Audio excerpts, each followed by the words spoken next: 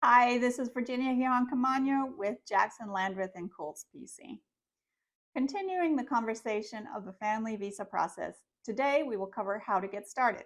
Let's jump right in. So first, what would a U.S. citizen need to do to start the immigration process for an immediate relative? A U.S. citizen needs to file an immigrant petition for alien relative, Form I-130, for their immigrant spouse or family member.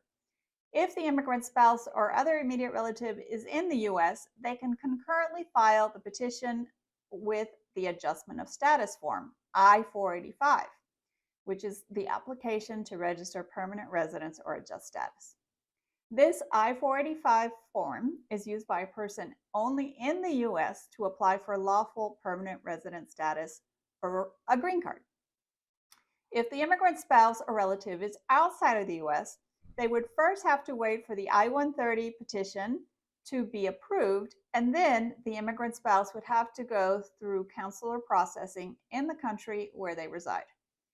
Consular processing happens when you are outside of the U.S. You may apply at a U.S. Department of State consulate abroad for an immigrant visa in order to come to the U.S. and be admitted as a permanent resident. This pathway, again, is referred to as consular processing.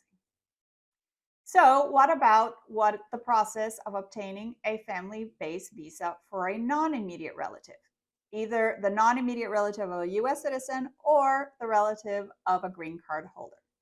So again, the first step to obtaining a family-based visa begins when a U.S. citizen or a green card holder petitions for their non-immediate family member with an I-130. The second step will start after their I-130 is approved and after a visa becomes available in that category for your immediate relative. There could be several years wait for this to happen, but once the I-130 is approved, USCIS will let you know when your visa is available. The second step then depends on whether the immigrant family member is in the U.S. or outside of the U.S. at that time. If the family member is in the U.S. with a valid visa, for example, an F1 student visa or any kind of work visa, then they can adjust their status with an I-485 adjustment to adjust status once that I-130 is approved and a visa is available. If the family member is outside of the U.S., they can start consular processing in their current country of residency or origin. Again, after the I-130 is approved and a visa has become available. There is also the possibility that the person is in the U.S. but doesn't have status.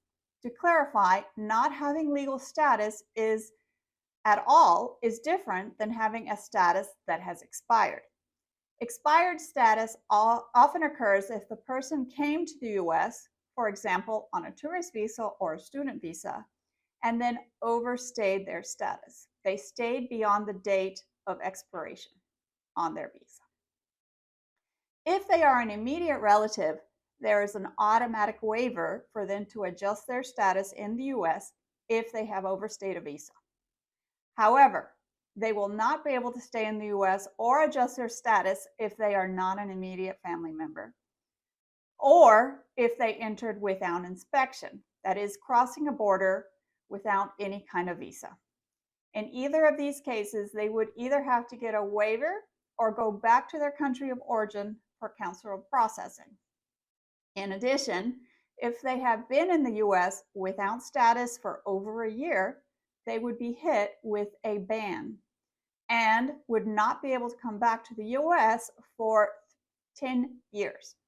If this situation applies to you or your loved one, it's extremely important to talk to an attorney to see if they might be eligible for a parole in place to not have to leave the U.S., or a waiver or advance parole to get permission to enter the U.S. without that 10-year ban. Everyone's situation comes with unique circumstances, and as you can see, all of the steps, forms, designations, and can be a little overwhelming. JLK can help.